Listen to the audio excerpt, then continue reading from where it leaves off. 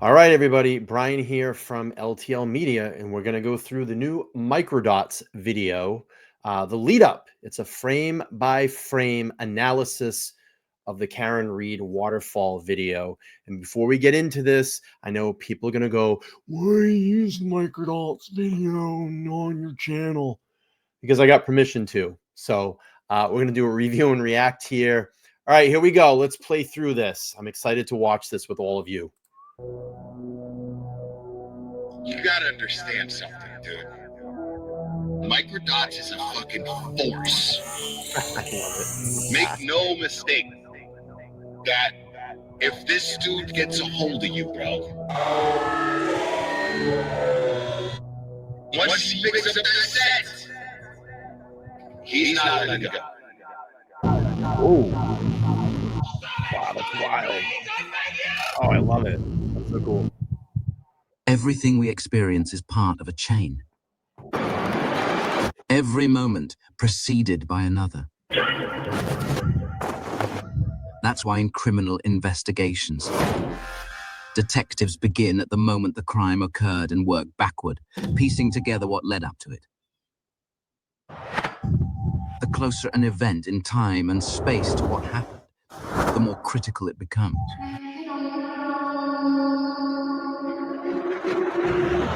In the Reed case, there exists a rare and invaluable piece of evidence.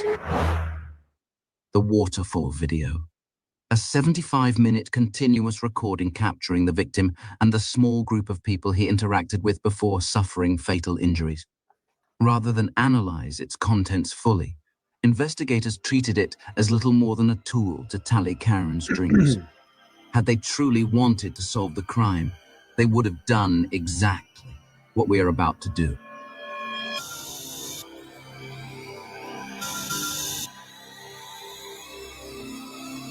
Wow. Already. It's nearly 2 minutes to midnight. At the waterfall bar, the Albert and McCabe party decide it's time to leave. They gather their belongings and start moving towards the door.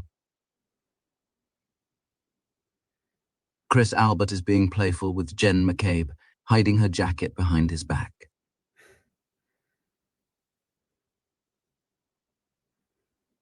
He hugs his niece Caitlin goodbye, since he is not attending the after party.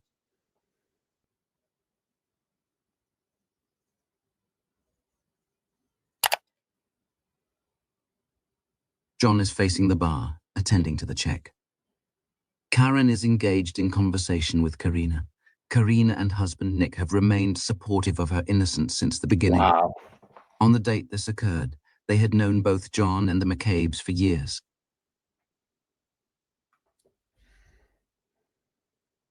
As Brian Albert, his brother, Selectman Chris Albert, and ATF agent Brian Higgins move towards the exit, an interesting exchange occurs. We will watch the next 20 seconds uninterrupted, then break it down frame by frame.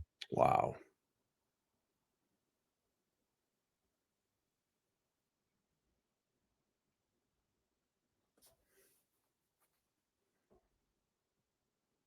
He's signaling to John.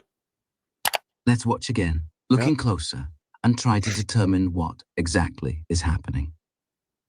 Brian Higgins is looking in John's direction. Chris Albert says something to sister-in-law, Nicole, as she steps towards the door. Daughter Caitlin Albert is closest to the exit. Brian Albert enters frame right. Brian and Nicole continue. We see Higgins focused, like a laser beam on John. And Chris Albert's attention has now shifted directly onto Higgins, appearing to sense what he is about to do. He holds them back. Higgins goes to raise his arm and shout to the victim, but before he can even bring it above his waist, Chris Albert aggressively grabs his forearm, preventing it from happening. The significance of Chris Albert's actions cannot be overstated. They reveal clear prior knowledge, an unmistakable anticipation of hostility directed towards John. There is simply no other valid way to explain how Chris would know what Higgins was about to do before he did it. I'm not suggesting anyone intended to kill John, only that there had to have been prior discussion, if not some form of coordinated plan to confront him. Now, we can operate under the assumption that these three men know something about John's future that we do not. Chris grabs Higgins by the arm, turning him back around to face him directly. This unexpected outburst from his brother catches Brian's attention. And Higgins, whipping his head toward Chris, seems just as taken aback by the sudden hostility as we are. Notice that Chris is grasping Higgins' shirt so tightly that you can see tension in the fabric. Wow. And as much tension on his face. Chris pushes Higgins' arm down to his side. He fixes him with a hard, unflinching stare.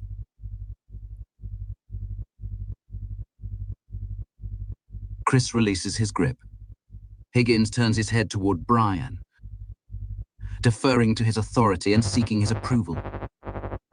But Chris steps squarely in front of Higgins and puts both of his hands on him again. Higgins is rattled. Brian raises his palms facing upward, a universal gesture of confusion, questioning Chris's protest. Higgins continues to fix his gaze on John, peering over Chris's right shoulder.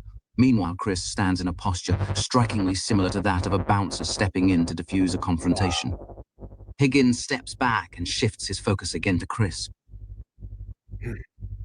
prompting Chris to release his grip on Higgins' left arm for the second time. Higgins stares blankly. The two men exchange a few words as Chris gestures towards the exit. Chris is trying to assert control over the situation. However, both men turn their attention to Brian Albert as he intervenes. Brian challenges Chris's position with his voice and body, causing Chris to throw up his arms in frustration. Wow. There's clearly a disagreement between the Albert brothers. It appears that Chris either disapproved of Higgins confronting John altogether, or he was uncomfortable with him doing it so publicly. I lean towards the latter. Ultimately, however, it is Brian who holds authority and makes the final decisions. Chris is overruled by his older brother. Higgins has the green light and is allowed to continue. Chris submits, but is still clearly on edge. As the brothers settle the matter with a few final words, Higgins presses on, shifting his focus back to John. Yep.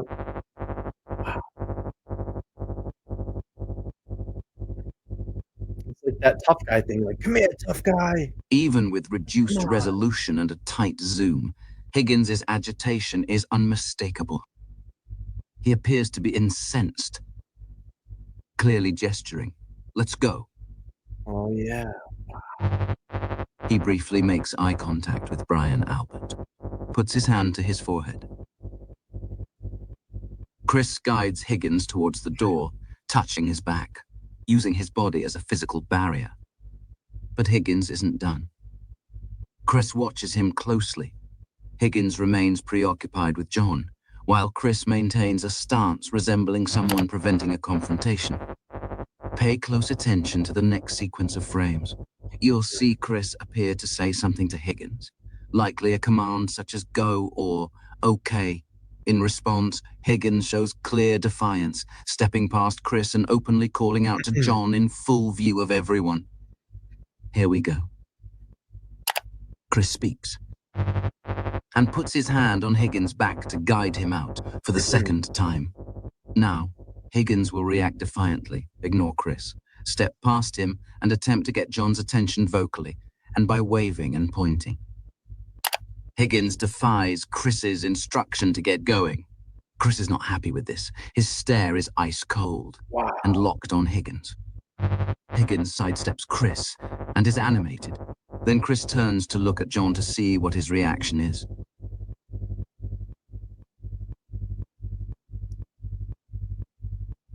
Come on. But John, still dealing with paying his tab, has seen nothing. Not yet. And you didn't say goodbye to John, correct? I don't think I said goodbye to anybody. And you didn't talk to him about coming over the 34th Fairview? No. Neither Brian Higgins, Chris Albert, or Brian Albert ever acknowledged what we are seeing with our own eyes. Now, picking up exactly where we left off, there's a few things that happen worth pointing out. First, we'll focus on Higgins. Let's watch it at normal speed, then take it frame by frame. And we'll sync it with a close-up of John to gauge his reaction. Now is a crucial moment to remind you. It's 11:58 p.m. In about 30 minutes, John will be fatally injured. Cue the tape. In 3, 2, 1. Oh,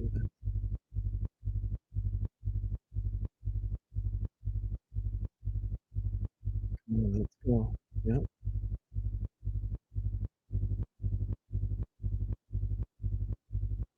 Let's watch it again, slow it down, and look a wee bit closer.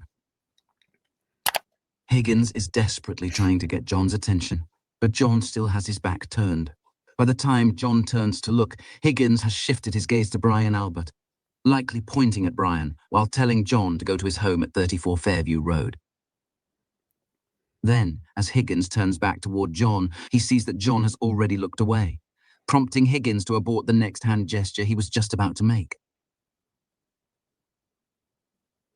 Higgins looks and sees members of the band carrying equipment out, then steps back to give them space to pass. Then, he finally makes direct eye contact with John. He points outside, telling John to come to Brian Albert's home.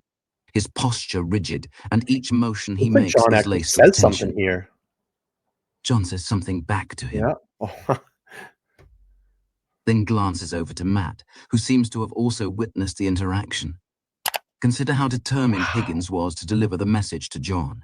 He endured a tense confrontation with Chris Albert, made multiple unsuccessful attempts to catch John's attention, and deliberately lingered behind the rest of his group, refusing to leave until he was absolutely certain the message had been received.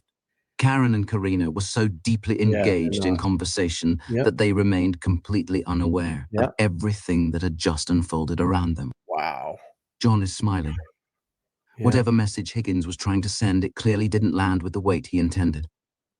John appears relaxed and confident, an important detail, as this reflects his mindset just before he would enter 34 Fairview Road. It's kind of like screw that guy. Like the look on John's face, like screw that guy. John leans over to Matt, who is just out of view, likely making another comment about the outburst.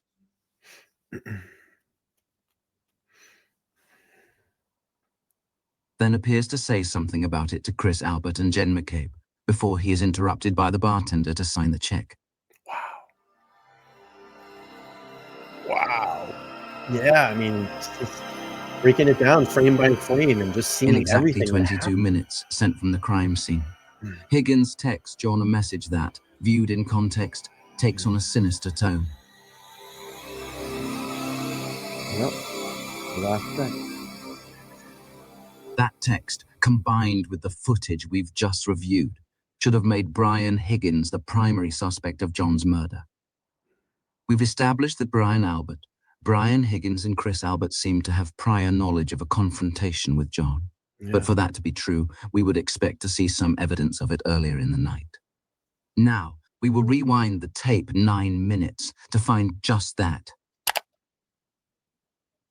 I'm going to show the play fighting or the fighting. I bet you that's where we're going to go with this. Let's see. The grab ass, right? Is it going to be the grab ass? What do we think? Is it going to be the grab ass? It's getting late and the bar will be closing soon. John is standing here with Karen, who has her back facing us. They are speaking to Jen McCabe. Brian Albert and Brian Higgins are standing here and appear relaxed. Roll the film, please. Chris Albert approaches Brian and Higgins. Everything seems normal at first.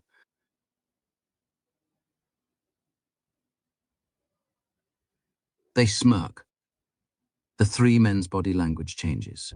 They speak closely and glance towards John and Karen.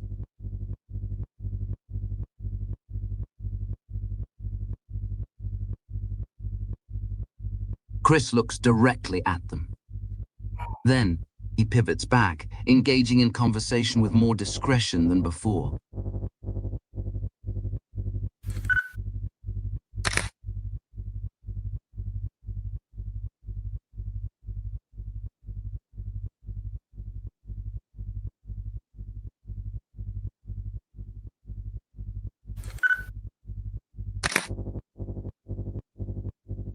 Higgins looking over again. Chris leans in to listen to Brian.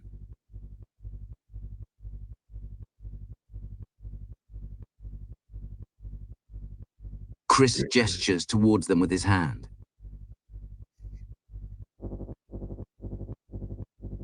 They become more excited.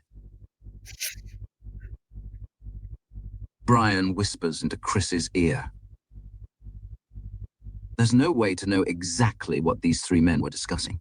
However, their body language is consistent with precisely the kind of interaction one might expect to precede Brian Higgins' taunting just 9 minutes later. Yeah, the grab ass. Here we go. Grab ass. Wow. Great video. Great breakdown. It's Love this. 11:30. The man at the center of your screen is one Brian Higgins. The surveillance camera detects the infrared light emitted by his iPhone's true-depth camera, which is used for Face ID. Oh, wow, that's wild. This is Officer John O'Keefe. He would be nearly dead in about 1 hour, sustaining fatal injuries that the most credentialed experts determined were not from a vehicle. Across the table is Karen Reed. She is the girlfriend of John O'Keefe, and also the woman that Brian Higgins has been obsessed with for weeks up until this point. However, she had cut off communication with him roughly a week earlier and has completely ignored his presence since arriving at the bar. Ghosting. Ghosted. Say hello, Goodbye. shake your hand, give you a hug. No, she did not. No, she didn't do any of those things, did she? No. It's like you didn't even exist. Both Brian Higgins and Brian Albert have been drinking all day long. We'll get closer and watch as Higgins repeatedly steals glances at Karen. She is standing here. In 1 minute and 35 seconds, he will finally break down and text her. Leading up to that moment, we'll see him look in her direction at least 3 times. 1. 2. 3. It is infrared. Yep. At 11:32, the weight of Karen's indifference I'm becomes well, Kat. unbearable. He gives in to temptation.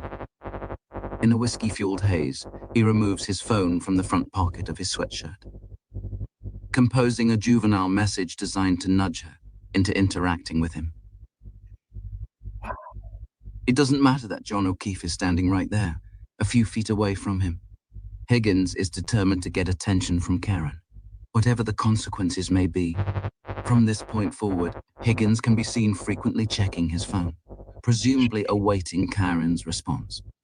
But that response would never come, surely adding to his humiliation and anger. Makes so much sense. Always said there's something about Higgins. Always said that. Something about Higgins.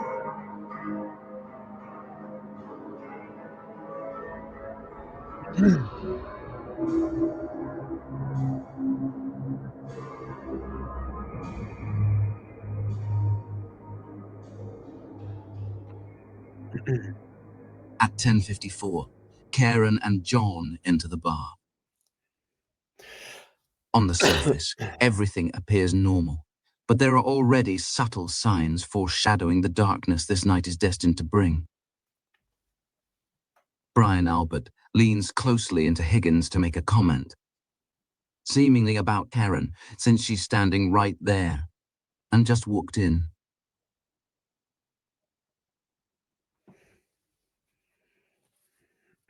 Then Higgins glances at John. He comments to Brian. And Brian leans back in to say something in return. Higgins shakes his head and laughs. Wow.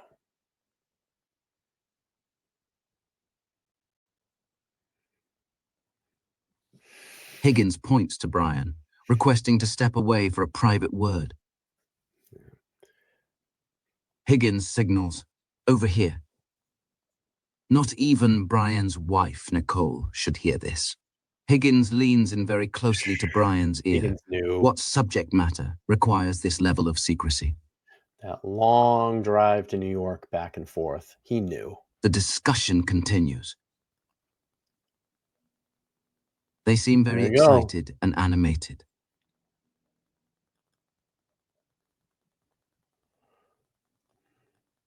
Higgins looks at Karen.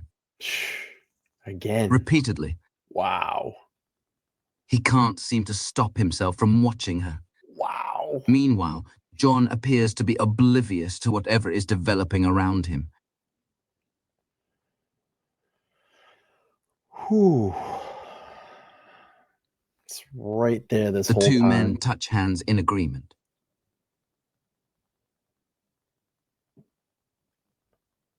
How Higgins was Higgins never... taps Brian's arm, requesting he step away once again to discuss something sensitive. How he was never And looked at back as to a the corner they subject go. is Higgins unbelievable. asks questions. And Brian gives answers.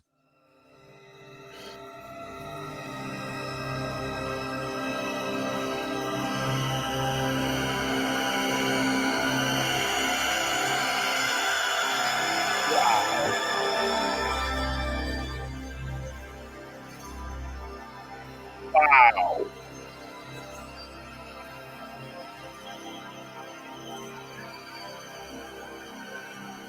Unbelievable.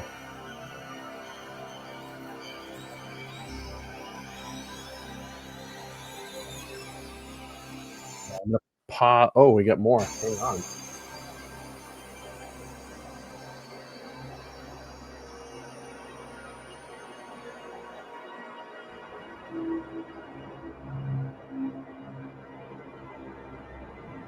I said it all along. I don't know why Brian Higgins was never looked at as a suspect. Well, we know why, but this really breaks it down and puts tons of context to this. And Brian Albert knew. Brian Albert definitely knew.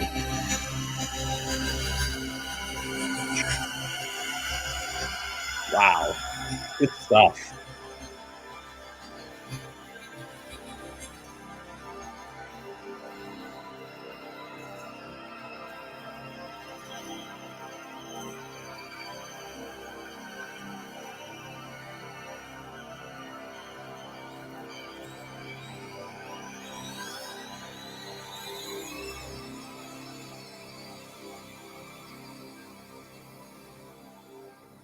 Know a lot of those names up there on this members list.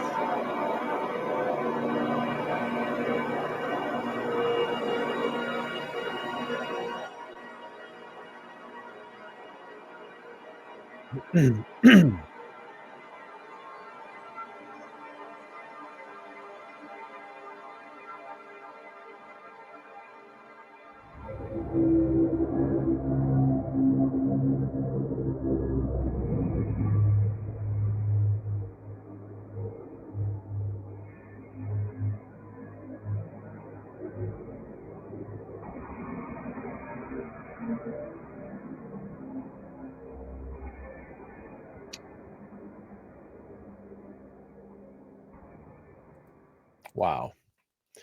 Great video. And that is my review and reaction to the most recent Microdots video, the lead up with the breakdown of the frame by frame waterfall video.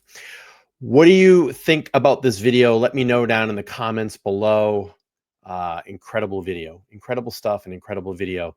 All right, everybody, I'm going to head out. Thank you so much for watching this review and reaction with me. Again, I'm Brian from LTL Media. Make sure to like, share, and subscribe, and I'll talk to everybody soon. Take care.